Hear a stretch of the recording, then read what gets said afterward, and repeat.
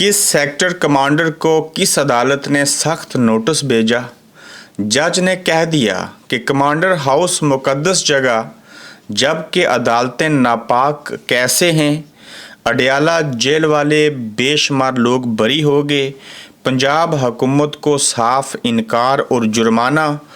आज के गोरखधंधा में इन अहम हक़ाइक़ के ऊपर आपसे बात करेंगे। अस्सलामुअलैकुम, आप देख रहे हैं गोरखधंधा अबरार कुरैशी। आपसे मुखातिब हूँ। आज अदालतों की जानिब से काफ़ी चीज़ें हुई और जो सेक्टर कमांडर हैं उनको अदालत ने नोटिस भेजा। और क्यों भेजा?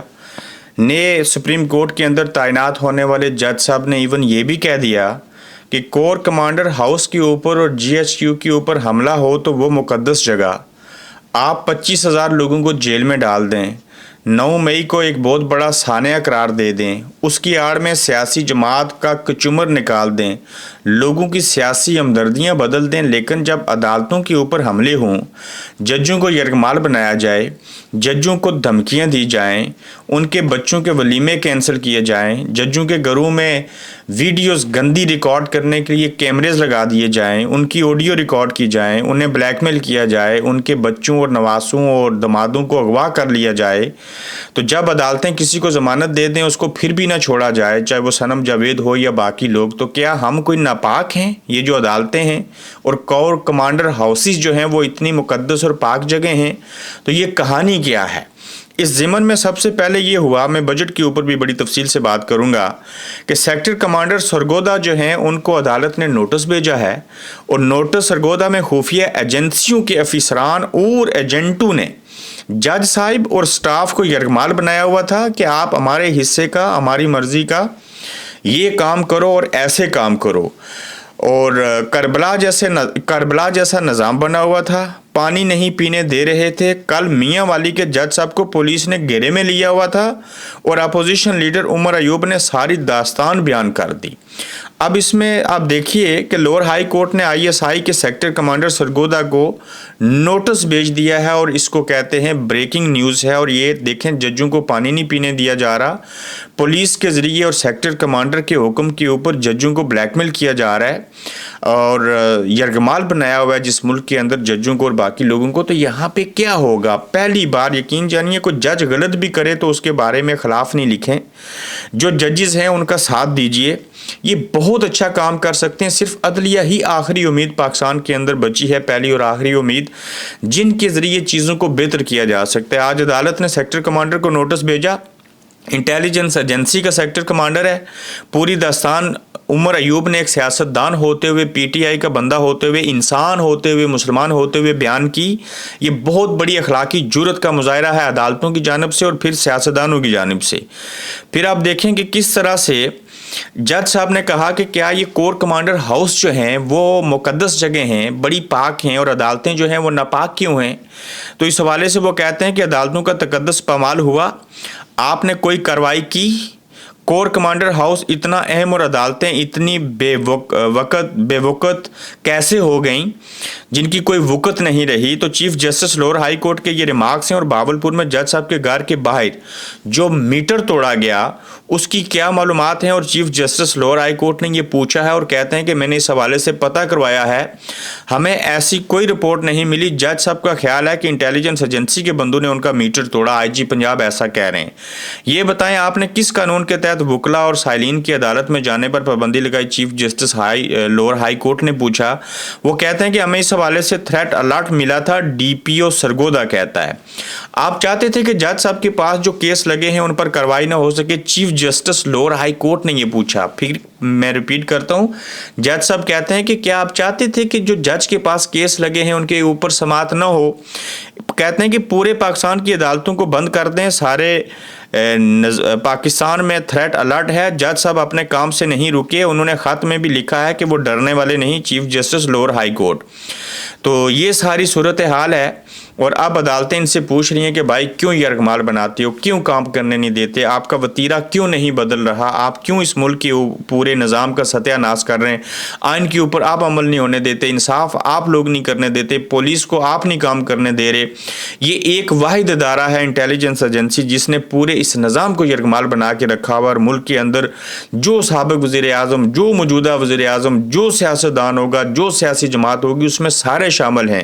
سب کا کچمبر نکالی اور عوام جو ووٹ دیتی ہے اس کو فارم 45 سے فارم 47 میں بدل دیتے ہو. عوام کا مینڈیٹ آپ چوری کر لیتے ہو. دودھ کی رکھوالی ہم نے بلے رکھے تھے جو سارا دودھ پی گئے.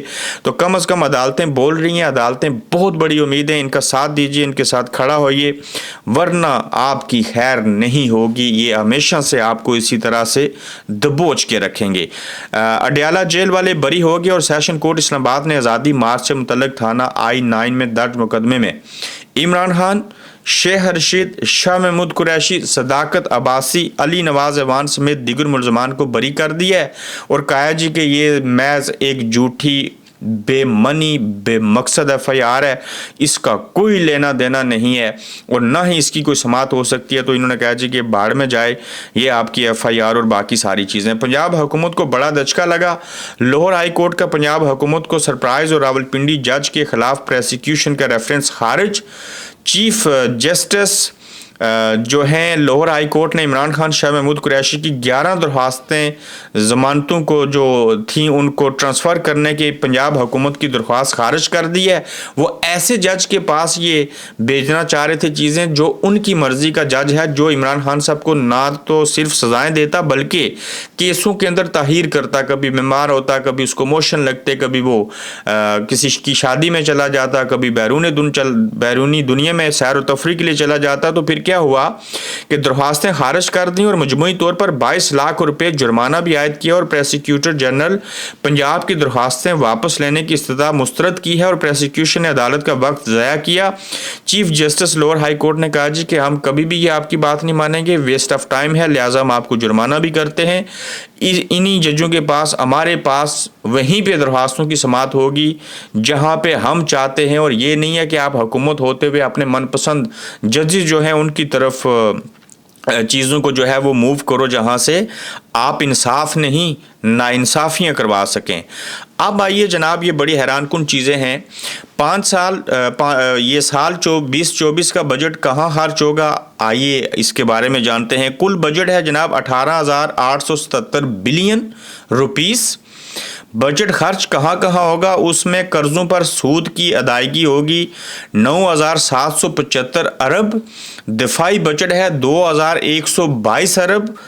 ترقیاتی بجٹ ہے 1,500 ارب. ترقیاتی بجٹ دفاعی بجٹ سے کم ہے. سبسڈیز ہے 1,363 ارب. پینشن ہے 10,014 ارب. حکومتی اخراجات ہیں 839 ارب حکومت کے اخراجات ہیں. اب دیکھیے کہ بجٹ 2024 اور 25 وفاقی حکومت کی خالص آمدنی 9,119 روپے ہے, 18,877 روپے ہے, جس میں سے 9,775 روپے انٹریسٹ یعنی کہ سود کی ادائیگی کی جائے گی. یہ وزیر خزانہ نے بتایا. اب میں آپ کو بتاتا ہوں کہ پاکستان کا بجٹ تعلیم سے بھی زیادہ کس کا ہے, کیوں ہے, اور یہ ساری چیزیں ایسے کیسے ہو رہی ہیں, اور اس کے اندر کتنے بڑے کھلواڑ ہیں.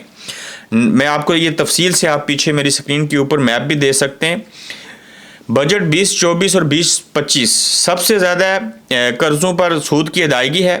دفاعی بجٹ 2,122 میں پھر سے ریپیٹ کرتا ہوں, اور اس کے ساتھ دیکھیے کہ تعلیم, صحت اور جتنے باقی بجٹ ہیں جو بجٹ کے اندر چیزیں رکھی گئیں وہ فوج کے دفاعی بجٹ سے بھی کم ہے. اب 2,122 یعنی کہ 2,122 ارب روپے کا جو بجٹ رکھا گیا ہے, کس سے جنگ لڑ رہے ہو, کیا کر رہے ہو؟